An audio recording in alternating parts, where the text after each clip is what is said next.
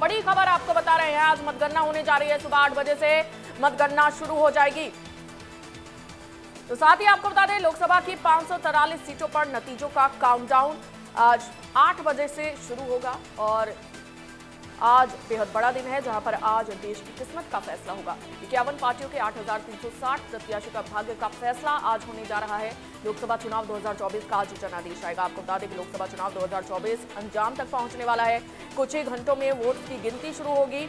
इसके पहले तैयारियां पूरी हो चुकी हैं। 80 दिन की प्रक्रिया के बाद 51 पार्टियों के 8,360 उम्मीदवारों की किस्मत का फैसला आज होने जा रहा है और 7 चरणों में 543 सीटों पर हुए मतदान के बाद आज लोकसभा चुनाव के नतीजे आ रही हैं।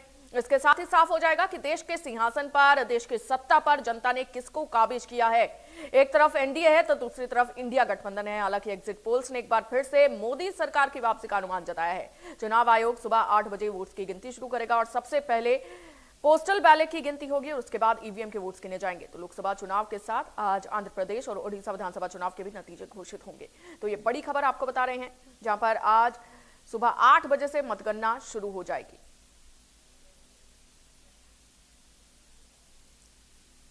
तो सुबह 8 बजे से मतगणना शुरू होने जा रही है और साथ ही लोकसभा की 543 सीटों पर नतीजों का काउंटडाउन अब शुरू हो चुका है। तो वहीं आज इसका फैसला हो जाएगा कि आखिर जनता ने केंद्र में किसको काबिज किया है, सत्ता पर किसको काबिज किया है। तो लोकसभा चुनाव 2024 अंजाम तक पहुंचने वाला है और अब से करीब 1.5 घंटे के बाद गिनती शुरू होगी। आज मतगणना होने जा रही है। इससे पहले तैयारियां पूरी हो चुकी हैं। 80 दिन की प्रक्रिया के बाद 51 पार्टियों के 8,360 उम्मीदवारों की किस्मत का फैसला होगा। 7 चरणों में 543 सीटों पर हुए मतदान के बाद आज लोकसभा चुनाव के नतीजे आ रहे हैं। इसके साथ ही साफ हो जाएगा कि देश के सिंहासन पर, देश की सत्ता पर आखिर कौन काबिज होगा, जनता ने किसके भाग्य का फैसला क्या किया है। एक तरफ एनडीए है तो दूसरी तरफ इंडिया गठबंधन है। हालांकि एग्जिट पोल्स ने एक बार फिर से मोदी सरकार की वापसी का अनुमान जताया है। इंडिया न्यूज के एग्जिट पोल ने भी मोदी सरकार की वापसी का अनुमान जताया है और चुनाव आयोग सुबह 8 बजे वोट्स की गिनती शुरू कर देगा। सबसे पहले पोस्टल बैलेट की गिनती होगी और उसके बाद ईवीएम के वोट्स गिने जाएंगे। तो सभी तैयारियां पूरी कर ली गई हैं मतगणना को लेकर। लोकसभा चुनाव 2024 का आज जनादेश आएगा। ये बड़ी खबर आपको बता रहे हैं। उत्तर प्रदेश की 80, बिहार की 40 और साथ ही मध्य प्रदेश की 29 सीटों पर, तो छत्तीसगढ़ की 11 सीटों पर आज फैसला आ जाएगा। आज ये साफ हो जाएगा कि देश की जनता ने केंद्र में किसको आसीन किया है, सत्ता पर किसको काबिज किया है। तो लोकसभा चुनाव 2024 का आज जनादेश आने वाला है। ये बड़ी खबर आपको बता रहे हैं। सुबह 8 बजे से मतगणना शुरू होगी, वोट की गिनती शुरू हो जाएगी। तो सबसे पहले पोस्टल बैलेट की गिनती होगी और उसके बाद ईवीएम के वोट्स गिने जाएंगे। 2024 का दंगल बेहद दिलचस्प मोड़ पर है, जहां पर अब मंगल किसका होगा ये कुछ ही देर में साबित होगा। तो लोकसभा चुनाव 2024 अंजाम तक है और कुछ ही घंटे में वोट्स की गिनती भी शुरू हो जाएगी। तो 2024 का दंगल किसका होगा मंगल और किसकी बनेगी सरकार, कुछ पलों का और इंतजार है।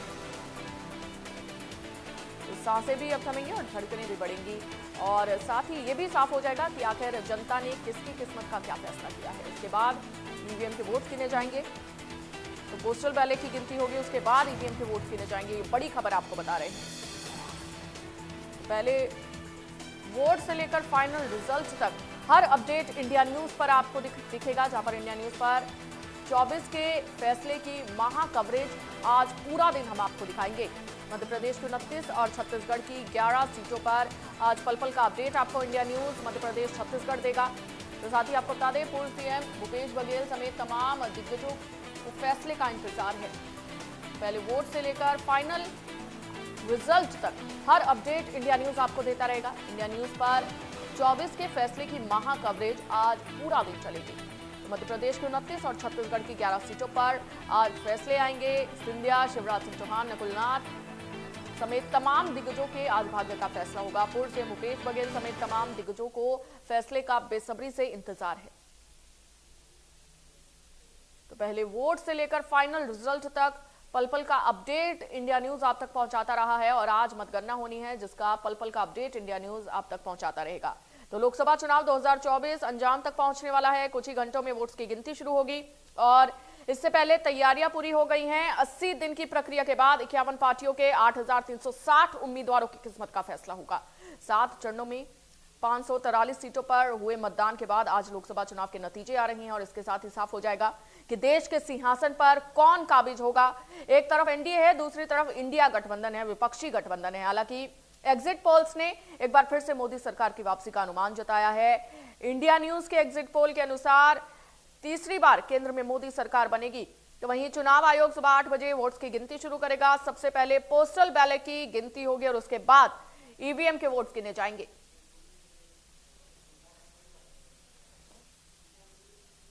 तो ये बड़ी खबर आपको बता रहे हैं। मध्य प्रदेश की 29 और छत्तीसगढ़ की 11 सीटों पर आज रिजल्ट घोषित कर दिए जाएंगे। सिंधिया, शिवराज सिंह चौहान, नकुलनाथ सभी को बेसब्री से इंतजार है और पूर्व सीएम भूपेश बघेल समेत तमाम दिग्गजों को फैसले का बेसब्री से इंतजार है।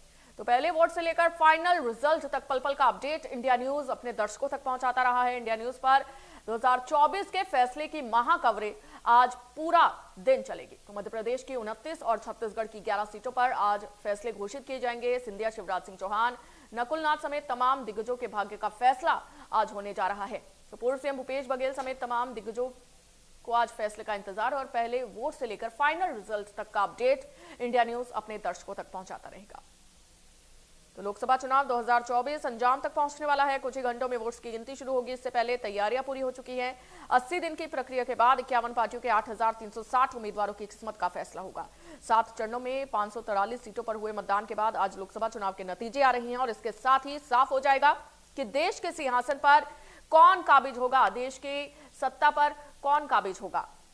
तो एक तरफ एनडीए है तो दूसरी तरफ इंडिया गठबंधन है। हालांकि एग्जिट पोल्स ने एक बार फिर से मोदी सरकार की वापसी का अनुमान जताया है। एक बार फिर से केंद्र में मोदी सरकार आती नजर आ रही है और साथ ही अब ये देखना दिलचस्प होगा कि एग्जिट पोल कितने सही साबित होते हैं और जो आंकड़े एग्जिट पोल में दिखाए गए थे, जो रुझान एग्जिट पोल में सामने आए थे और जो दावा बीजेपी सरकार की ओर से किया गया था अब की बार 400 पार का, क्या बीजेपी उस दावे पर खरी उतरती है या नहीं। तो ये सब देखना दिलचस्प होगा और आपको बता दें कि चुनाव आयोग सुबह 8 बजे वोट्स की गिनती शुरू करेगा। सबसे पहले पोस्टल बैलेट की गिनती होगी और उसके बाद ईवीएम के वोट्स गिने जाएंगे। तो बात अगर मध्य प्रदेश छत्तीसगढ़ की करें, मध्य प्रदेश के 29 और छत्तीसगढ़ की 11 सीटों पर भी आज फैसले घोषित कर दिए जाएंगे। पूर्व सीएम भूपेश बघेल समेत तमाम दिग्गजों को फैसले का बेसब्री से इंतजार है। तो मतगणना को लेकर सभी नेताओं को बेसब्री से इंतजार है। तो वहीं सभी दिग्गजों की नजर मतगणना पर आज टिकी है। तो वहीं बात अगर प्रत्याशी की करें, मध्य प्रदेश में डॉक्टर राजेंद्र मिश्रा सीधी से बीजेपी प्रत्याशी हैं और फैसला आना अभी बाकी है। तो वहीं अब प्रत्याशियों की हम बात कर रहे हैं जहां पर डॉक्टर राजेश मिश्रा सीधी से बीजेपी के प्रत्याशी हैं और सीधी से कांग्रेस की ओर से कमलेश्वर पटेल प्रत्याशी हैं। तो लगातार जो दिग्गज है, जो नेता हैं, जो प्रत्याशी हैं, उनको फैसले का बेसब्री से इंतजार है। और साथ ही बात अगर मध्य प्रदेश के गुना सीट की करें, जो कि हाई प्रोफाइल सीट है, बीजेपी की ओर से ज्योतिरादित्य सिंधिया चुनावी मैदान में है। गुना की हम बात कर रहे हैं, ज्योतिरादित्य सिंधिया बीजेपी की ओर से चुनावी मैदान में है। तो वहीं गुना से कांग्रेस की ओर से राव यादवेंद्र सिंह यादव चुनाव लड़ते नजर आए थे, जहां पर आज फैसला होना बाकी है और आज किसकी किस्मत खुली है ये आज घोषणा हो जाएगी मतगणना के बाद। तो वहीं बात अगर शेडोल सीट की करें तो हिमाद्री सिंह बीजेपी की ओर से प्रत्याशी रही हैं, चुनाव लड़ती नजर आई हैं। शेडोल सीट से हिमाद्री सिंह को बीजेपी ने टिकट दिया था। और वहीं अगर मध्य प्रदेश के शेडोल से कांग्रेस प्रत्याशी की बात करें, फूदेलाल सिंह मार्को को कांग्रेस ने टिकट दिया था। तो हिमाद्री सिंह और फूदेलाल सिंह मार्को के बीच में यहाँ पर कड़ा मुकाबला देखने को मिला था, जहां पर अभी फैसला आना बाकी है। और वहीं बात अगर जबलपुर सीट की करें, ये भी हाई प्रोफाइल सीट है, जहां पर बीजेपी की ओर से आशीष दुबे चुनाव लड़ते नजर आए थे। तो जबलपुर से आशीष दुबे बीजेपी के प्रत्याशी चुनाव लड़ते नजर आए। तो वहीं जबलपुर से कांग्रेस की ओर से दिनेश यादव चुनाव लड़ते नजर आए। तो आशीष दुबे और दिनेश यादव के बीच में भी यहाँ पर कड़ा मुकाबला जबलपुर सीट पर देखने को मिला। अब फैसला आना बाकी है और ये देखना दिलचस्प होगा कि किस प्रत्याशी का फैसला, कितना जनता ने किसको सपोर्ट किया है। तो वहीं बात अगर मंडला सीट की करें, बीजेपी की ओर से फग्गन सिंह कुलस्ते को टिकट दिया गया था। और साथ ही अगर बात कांग्रेस प्रत्याशी की करें। मंडला सीट से कांग्रेस की ओर से ओमकार सिंह मरकाम को टिकट दिया गया था। ओमकार सिंह मरकाम यहां पर चुनाव लड़ते नजर आए कांग्रेस की ओर से।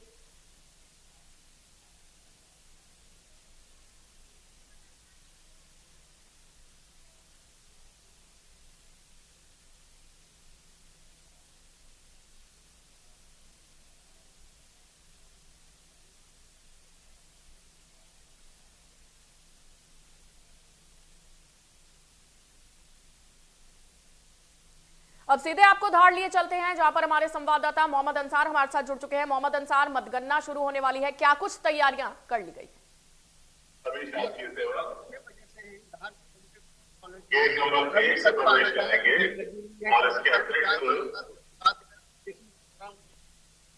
उनको अंदर प्रवेश किया जा रहा है। इसके अतिरिक्त हम आपको बता रहे हैं कि ये 2 नंबर गेट से यहाँ पर अभ्यर्थी और एजेंटों को प्रवेश किया जाएगा। यहाँ पर अभी तक अभ्यर्थी और एजेंट का कोई भीड़ भाड़ नहीं है, लेकिन कर्मचारी को जरूर भारी भीड़ दिख रही है। बड़ी सी लाइन लगी हुई है जिसमें कम से कम 500 से 700 करीब कर्मचारी लगे हुए हैं। इसके अतिरिक्त हम बताएं सुरक्षा का अगर बात की जाए तो सुरक्षा के लिए इंतजाम किए गए हैं। सुरक्षा के लिए 300 से 400 जवान तैनात किए गए हैं। धार एसपी मनोज सिंह के निर्देश पर सुरक्षा का पुख्ता इंतजाम किया गया है। जी, क्या कुछ तैयारियां और की गई हैं सुरक्षा लिहाज से अगर देखा जाए तो? क्या अब पोलिंग कर्मचारी पहुंचना शुरू हो गए हैं? जी, सुबह 6 बजे से पोलिंग कर्मचारी जितने भी है वहाँ आना जाना शुरू हो चुका है। पोलिंग कर्मचारियों के मोबाइल पर्स वगैरह सब बाहर रखकर उनको प्रवेश किया जा रहा है। इसके अतिरिक्त सुरक्षा की बात की तो धारे के निर्देश सुरक्षा का इंतजाम किया गया। कम से कम 400 से 500 करीब सुरक्षा कर्मी जवान तैनात किए गए। इसके अतिरिक्त अंदर जो है मीडिया कर्मी के लिए अलग कक्ष बनाए गए हैं। कर्मचारी को अलग बैठने की व्यवस्था की गई है। इसके अतिरिक्त तेज धूप होने के कारण कूलर लगाए गए हैं, ठंडे पानी की व्यवस्था की गई है। इसके अतिरिक्त कम से कम एक ब्लॉक में 12 टेबलें लगाएंगे, 14 टेबलें लगाएंगे, कहीं पर 12 टेबल लगाएंगे। सबसे पहले गनवानी विधानसभा का रिजल्ट आएगा, उसके बाद ही अन्य विधानसभा का रिजल्ट का परिणाम आएंगे। गनवानी का विधानसभा परिणाम पहले इसलिए आया कि स्ट्रॉन्ग रूम के पास में ग्राउंड फ्लोर पर ही इसका मतगणना सेंटर बनाया गया। जी, तो मतगणना से पहले मध्य प्रदेश और छत्तीसगढ़ के मुख्यमंत्रियों का क्या कुछ कहना है, आपको वो भी सुनवाते हैं।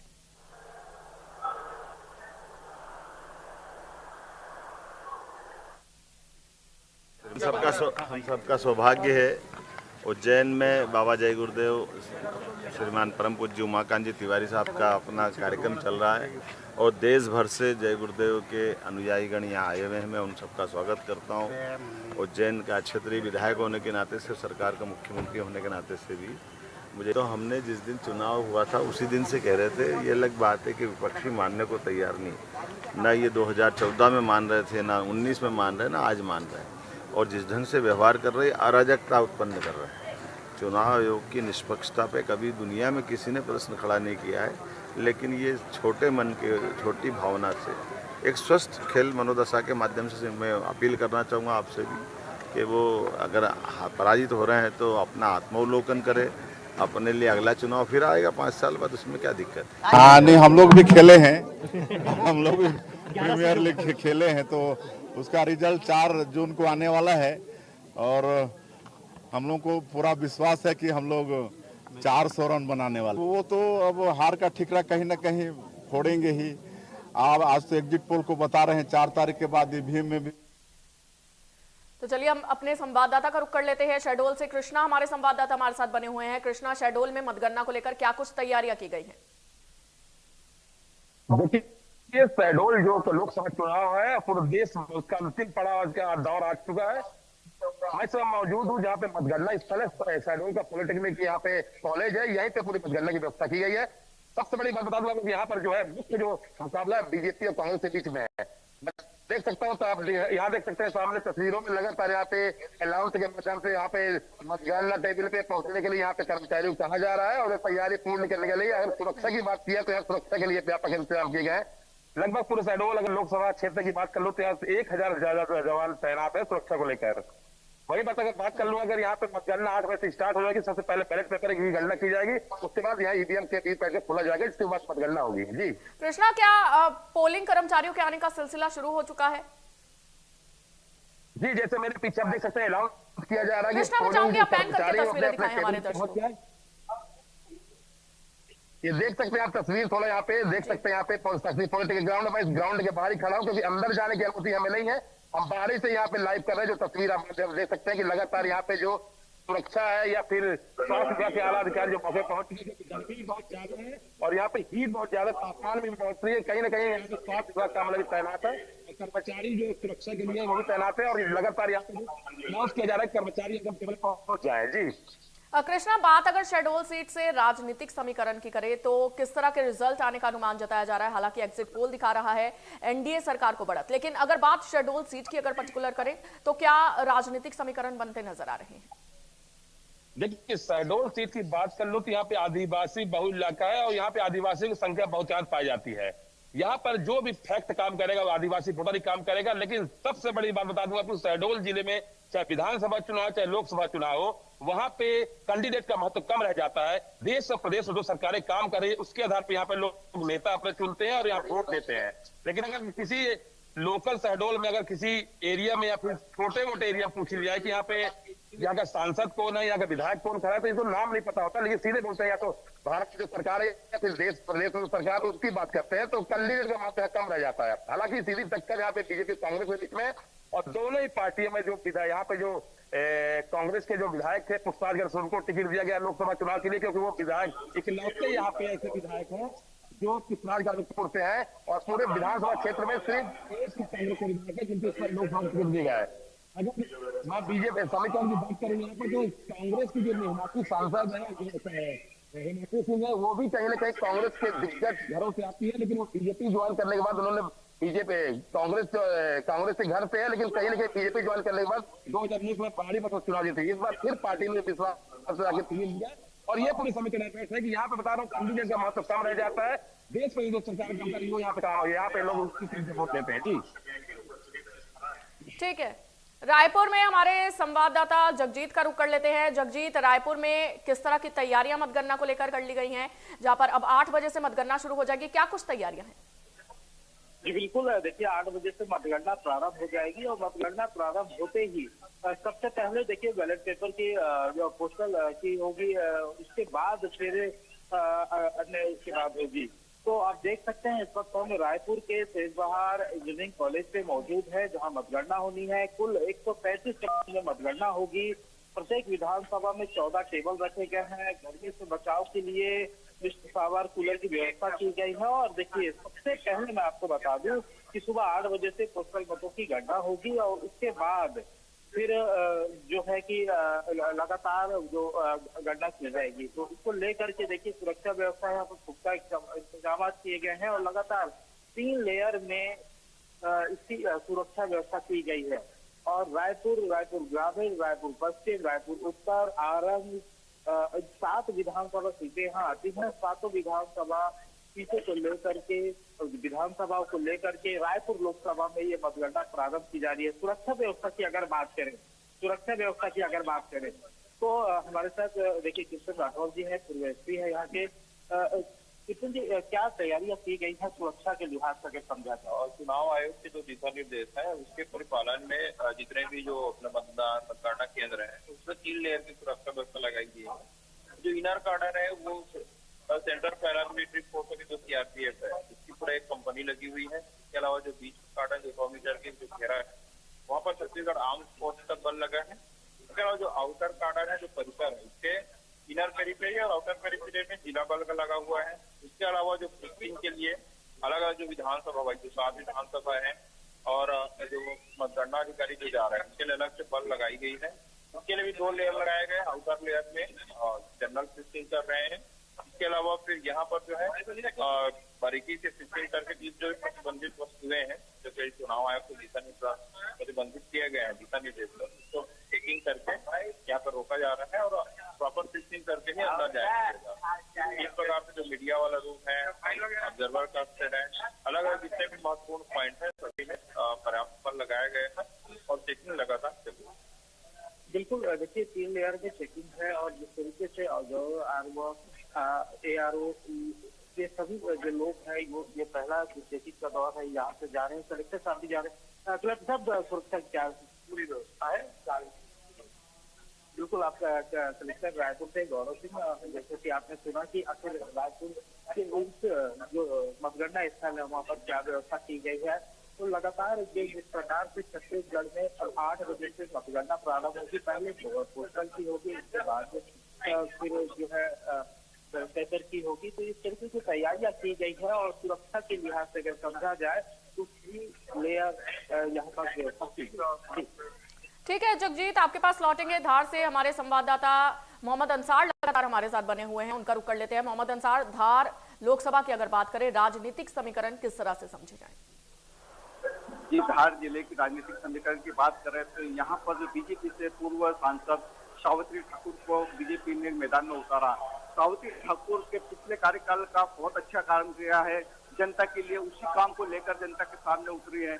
लेकिन जनता किस प्रकार उनको एक्सेप्ट कर पाती नहीं कर पाती, ये बात वाली बात है। इसके अतिरिक्त अगर राधेश्याम मोबाइल की बात की तो राधेश्याम मोबाइल कांग्रेस के मैदान में उतारा। राधेश्याम मोबाइल भी एक युवा नेता है, युवा नेता के होने के कारण कई पदों पर भी पदस्थ रहा है।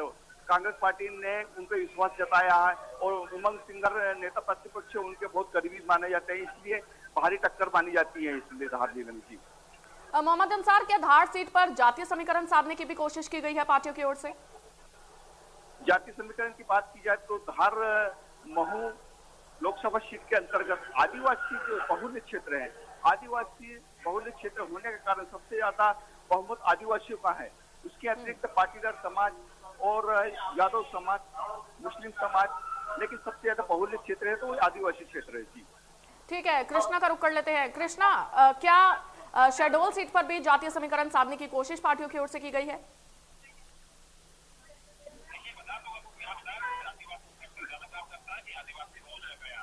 हालांकि सामान्य की संख्या भी शहरी क्षेत्रों में, लेकिन ग्रामीण स्तरों पे यहाँ पे बैगा, कोल और गोंड इस तरह के समुदाय है जो लगातार यहाँ पर लगातार वोटिंग करते हैं। और कहीं ना कहीं जातीय समीकरण की बात की है तो यहाँ पे जितने भी अभी तक चुनाव हुए, मतलब 20 साल से विधानसभा चुनाव देख ले, बीच में अगर लोकसभा चुनाव थोड़ा गड़बड़ा है, लेकिन विधानसभा चुनाव में तो यहाँ पे कहीं ना कहीं बीजेपी गढ़ माना जाता है। लेकिन कहीं ना कहीं जो आदिवासी फैक्टर वोट यहाँ पे अक्सर काम करता है। जी कृष्णा, अब कितना उत्साह लोगों में और नेताओं में देखने को मिल रहा है? देखिए, जब से एग्जिट पोल आया है कहीं ना कहीं बीजेपी की बातें खिल गई हैं, उसपे खुशी की लहर है। कहीं कहीं शहरों में तो यहाँ पे जब से तैयारी भी कर ली गई है। और ये यहाँ मैं जब मौजूद हूँ यहाँ पे मतगणना स्थल, इसके पहले यहाँ पे बीजेपी अपना पूरा यहाँ लड्डू का वितरण कार्यक्रम कर रही है, क्योंकि उनको लगता है कि अब बीजेपी जीत चुकी है। एग्जिट पोल का कहना है कि उनको जीत है। हालांकि दूसरी पार्टी कांग्रेस को कहीं ना कहीं लगातार ये आरोप लगाते आ रही, कहीं ना कहीं ये मोदी का पोल है, इसका पोल है, मतलब लगातार की अफवाहें कर रही है। तो कहीं ना कहीं जनता में तो उत्साह है। जनता कहना है कहीं ना कहीं इस बार भी जो सरकार पिछले बार इस देश के लिए काम करती है उसके लिए हमने वोट किया। तो लेकिन स्पष्ट नाम नहीं बताता, लेकिन कहीं ना कहीं जो उनकी जो बोलने की भाषा है, उनके सब जो वर्तमान सत्ता है उसी में काबिज रहना चाहते हैं। जी ठीक है मोहम्मद अंसार, अब लगातार वोटिंग परसेंटेज को लेकर सवाल उठाए जा रहे हैं, तो वोटिंग परसेंटेज कहीं ना कहीं कम दर्ज किया गया है इस बार, तो उसको लेकर क्या लगता है, किसको ज्यादा फायदा मिलेगा इससे या किसको कम फायदा मिलेगा? की बात की जाए तो इससे पहले जो 2019 का जो चुनाव हुआ था, 2019 के चुनाव में कम से कम 72% के करीब वोटिंग प्रतिशत हुआ था। इस बार जो चुनाव में वोटिंग प्रतिशत आया वो 62% के प्लस करीब वोटिंग प्रतिशत आया है। इसकी अगर हम बात की जाए तो अगर परसेंटेज कम हुआ है, परसेंटेज कम होने के कारण कुछ कांग्रेस ये दावा कर रहे हैं कि परसेंटेज कम है इस कारण तो जीत हमारी तय है, लेकिन बीजेपी के कार्यकर्ता और बीजेपी के नेता ये तय कर रहे हैं कि अगर वोटिंग प्रतिशत कम है तो हमारी जीत तय है। जी और राजनीतिक प्रतिक्रियाएं क्या क्या आ रही हैं अब तक? राजनीतिक प्रतिक्रिया की बात की जाए तो दोनों पार्टी अपने अपने जीत का दावा कर रही है। बीजेपी अपने जीत का दावा कर रही है तो कांग्रेस अपनी जीत का दावा कर रही है। दोनों पार्टी अपने अपनी जीत का दावा कर रही है। कोई कह रहा है, बीजेपी कह रही है कि हम 5 लाख वोट से जीतेंगे, कांग्रेस ही कह रहे थे हम कम से कम 25,000 वोट से जीतेंगे। डिफरेंस एक 5 लाख का है, एक 25,000 का है। जी ठीक है कृष्णा, लगातार जब भी देखने को मिलता है कि जब भी नतीजे घोषित होते हैं, जब भी मतगणना होती है, उसको लेकर ईवीएम को लेकर कई तरह के सवाल उठाए जाते हैं विपक्ष की ओर से, क्या अब तक ऐसा कोई मामला अब तक सामने आया है? ऐसा मामला तो नहीं है, लेकिन देश में मामला चल रहा है कि लगातार उनको पता है कि एग्जिट पोल जो नतीजे आए हैं उसमें कहीं ना कहीं कांग्रेस को काफी भारी हार का सामना करना पड़ा। उसके बाद कहीं ना कहीं ईवीएम पे सवाल उठना चालू हो गए हैं। शहडोल में ऐसी कोई स्थिति फिलहाल देखने को नहीं मिल रही है, लेकिन ईवीएम की बात करें तो अगर यहाँ भी अगर कांग्रेस बीजेपी जीतती है तो कहीं ना कहीं यहाँ भी ईवीएम के लिए सवाल उठता है, लेकिन फिलहाल ऐसी कोई सी संभावना नहीं आ रही कि ईवीएम पर कोई सवाल उठाया जाए। ठीक है, आप दोनों नजर बनाए रखिए। भोपाल का रुख करेंगे, वैभव गुप्ता हमारे संवाददाता वहां से बने हुए हैं। वैभव, भोपाल में मतगणना को लेकर क्या कुछ तैयारियां की गई हैं? बिल्कुल, इस वक्त मैं मौजूद हूँ भोपाल लोकसभा को लेकर, जहाँ पर मतगणना होनी है। मतलब पुरानी जेल, यहीं पर स्ट्रांग रूम बनाया गया था और आप देख सकते हैं मेरे पीछे ये जो 3 लेयर सिक्योरिटी व्यवस्था यहाँ पर की गई है, बैरिकेडिंग यहाँ पर की गई है और अंदर इस वक्त ईवीएम मौजूद हैं। 7 बजे के बाद काउंटिंग जो एजेंट रहेंगे उनको अंदर जाने की परमिशन मिलेगी। कोई भी अपने साथ मोबाइल या कैलकुलेटर लेकर नहीं जा सकता है। तो तैयारियां यहाँ पर निर्वाचन आयोग की द्वारा पूरी कर ली गई हैं। प्रत्येक व्यक्ति का आई कार्ड चेक किया जा रहा है, उसके बाद ही उसको अंदर आने की यहाँ पर परमिशन दी जा रही है। सबसे पहले काउंटिंग एजेंट 7 बजे एंट्री करेंगे और 8 बजे सबसे पहले पोस्टल बैलेट की गिनती की जाएगी। उसके बाद ईवीएम की काउंटिंग होने की शुरुआत होगी। आप देख सकते हैं किस तरीके से यहाँ पर जांच पड़ताल की जा रही है। जो भी काउंटिंग एजेंट अंदर जा रहे हैं, बारीक यहाँ पर निगाहें रखी जा रही हैं। पूरे ही क्षेत्र में सीसीटीवी कैमरे लगाए गए हैं। पहले पुलिस के लोग यहाँ पर उनको चेक कर रहे हैं काउंटिंग एजेंट को, उसके बाद उनको आगे भी उनकी चेकिंग की जा रही है। उसके बाद ही हर किसी को कंट्रोल रूम में अंदर जाने की परमिशन है। अब से कुछ देर पहले जिला निर्वाचन पदाधिकारी भी यहाँ पर पहुंचे थे। उन्होंने सुरक्षा व्यवस्था का भी जायजा लिया था। जिला निर्वाचन के अधिकारियों से भी बातचीत की थी। जो काउंटिंग एजेंट है उनको लेकर क्या गाइडलाइन बनाई गई है उसके बारे में भी उन्हें जानकारी दी गई थी। तो स्पष्ट कर दिया गया है कि कैलकुलेटर लेकर नहीं जा सकते हैं, मोबाइल फ़ोन लेकर नहीं जा सकते हैं। तो तैयारियां यहाँ पर पूरी कर ली गई हैं। 8 बजे से काउंटिंग होने की शुरुआत हो जाएगी। पोस्टल बैलेट की गिनती की जाएगी। मध्य प्रदेश में 116 ऑब्जर्वर आए हैं जिनकी निगरानी में पूरी ही काउंटिंग की जो प्रोसेस है उसको पूरा किया जाएगा। कांग्रेस के जो काउंटिंग एजेंट है उनके लिए ड्रेस कोड यहाँ पर हमको देखते हुए नजर आ रहे हैं। ब्लैक पैंट है, व्हाइट शर्ट में वो लोग यहाँ पर नजर आ रहे हैं। इसके साथ ही सभी को आई कार्ड भी यहाँ पर दिया गया है। तो आज वो महादिन है जिसका इंतजार मध्य प्रदेश के 67% से ज़्यादा वोटर्स को था। 1000 से ज़्यादा प्रत्याशी चुनावी मैदान में थे। इसके साथ ही कांग्रेस, बीजेपी और अन्य राजनीतिक दलों के जो कार्यकर्ता उनको भी इस बात का इंतजार था, क्योंकि आज 4 जून है और करीबन 10 बजे के बाद रुझान आने की शुरुआत हो जाएगी। वैभव, बात अगर भोपाल लोकसभा सीट की करें तो यहाँ पर आलोक शर्मा और अरुण श्रीवास्तव के बीच में कितना कड़ा मुकाबला देखने को मिल रहा है? मुकाबले की बात की जाए तो अब से कुछ देर पहले जो बीजेपी के प्रत्याशी हैं आलोक शर्मा, वो हनुमान जी के दर्शन करने के बाद सीहोर विधान लोकसभा के लिए और रवाना हुए हैं। वहां पर भी वो कार्यकर्ताओं से बातचीत करेंगे। और जो बीजेपी है, बीजेपी ने जश्न मनाने की पहले ही तैयारी शुरू कर दी है। जबलपुर की बात की जाए तो वहाँ मोदी मिठाई बनाई जा रही है। इसके साथ ही बीजेपी की जीत के लिए यहाँ पर पहले ही बैनर पोस्टर लगने की शुरुआत हो चुकी है। हम भोपाल लोकसभा की बात करें तो कांग्रेस के यहाँ से प्रत्याशी अरुण श्रीवास्तव एग्जिट पोल को लेकर इंडिया न्यूज़ ने जब उनसे राय लेने की कोशिश की थी कि एग्जिट पोल में ऐसा लग रहा है, पूर्वानुमान है कि यहाँ से बीजेपी जीत रही थी, तो उन्होंने कहा था कि भोपाल की फिजा को हम बेहतर तरीके से जानते हैं, हमने चुनाव लड़ा है, हम किसी भी तरह के एग्जिट पोल पर भरोसा नहीं करते हैं। वहीं बीजेपी कह रही थी कि कांग्रेस अब डर रही है, क्योंकि जिस तरीके से कांग्रेस ईवीएम पर सवाल खड़े कर रही थी। भोपाल को गढ़ माना जाता है बीजेपी का। इससे पहले साध्वी प्रज्ञा यहाँ से सांसद रही हैं, वो भी लाखों के अंतर से जीती थी। इसके पहले आलोक संजर थे, वो भी लाखों के अंतर से जीते थे। तो इस बार जो बात है वो रिकॉर्ड की होगी कि कौन कितने लाख वोटर से जीतता है, भोपाल में बीजेपी कितने वोटर से जीतेगी। इस बात का फैसला शाम को 6 बजे तक हो जाएगा, लेकिन 10 बजे शुरुआती रुझान आने शुरू हो जाएंगे, जिससे स्पष्ट हो जाएगा कि भोपाल से कौन जीत रहा है। लेकिन वैभव, रिजल्ट जब घोषित कर दिया जाता है, देखने को यह भी मिलता है कि ईवीएम पर सवाल उठाती है जो पार्टी हारती है। तो इस बार सवाल ना उठाए जा सके, उसको लेकर निर्वाचन आयोग की ओर से क्या कुछ तैयारियां की गई हैं? देखिए, सवाल उठाने वाले तो सवाल उठाते रहेंगे और उन सवालों का जवाब जिसको देना है वो देता रहेगा। निर्वाचन आयोग कह रहा है कि हमारी जो गाइडलाइन है चुनाव को लेकर, हम उसके तरीके से उसको ही फॉलो करते हुए पूरा जो चुनावी गतिविधियां हैं उनको पूरा कर रहे हैं। चाहे मतगणना की बात की जाए, चाहे मतदान की बात की जाए। जिस तरीके से दिग्विजय सिंह ने भी एग्जिट पोल पर भी सवाल खड़े किए थे, उन्होंने कहा था कि अगर बीजेपी 300 से ज़्यादा सीट जीतती है तो कहीं ना कहीं ईवीएम पर भी सवाल निशान लगेंगे। उसके पहले भी एग्जिट पोल भी पर भी सवाल खड़े किए गए थे। लेकिन जब ईवीएम की बात आती है तो कुछ कांग्रेस के नेता ही दो फाड़ नजर आते हैं। जहाँ दिग्विजय सिंह ईवीएम पर सवाल खड़े करते तो उनके भाई लक्ष्मण सिंह कुछ और कहते हुए नजर आते हैं। लेकिन निर्वाचन आयोग ने स्पष्ट कर दिया है कि किसी भी नियम को तोड़ा नहीं गया है। जो नियम बनाया गया है चुनाव के संबंध में उसका पूरी तरीके से पालन किया गया है और पालन करने के बाद ही यहाँ पर जो नतीजे हैं वो हमें देखने को मिलेंगे। बीजेपी के जो जिला अध्यक्ष हैं सुमित पचौरी हमारे साथ हैं। सुमित भाई क्या कहेंगे? देखिए, इस देश की जनता ने एग्जिट पोल में बता दिया कि हिंदुस्तान का रुख किस ओर है। प्रधानमंत्री के प्रति विश्वास, प्रधानमंत्री के काम की स्वीकार्यता और भारतीय जनता पार्टी के विचार से प्रभावित, भारतीय जनता पार्टी के विचार से प्रभावित है देश की जनता। और अब की बार पुराने सारे रिकॉर्ड टूटने वाले। भारतीय जनता पार्टी खड़े कर रही है कांग्रेस भी ईवीएम को लेकर। साहब, आज से उन्हें नया काम मिल जाएगा कि ईवीएम पे दोष देने का काम। आज से टॉपिक चेंज हो जाएगा। दिन भर बोलेंगे ईवीएम से छेड़छाड़।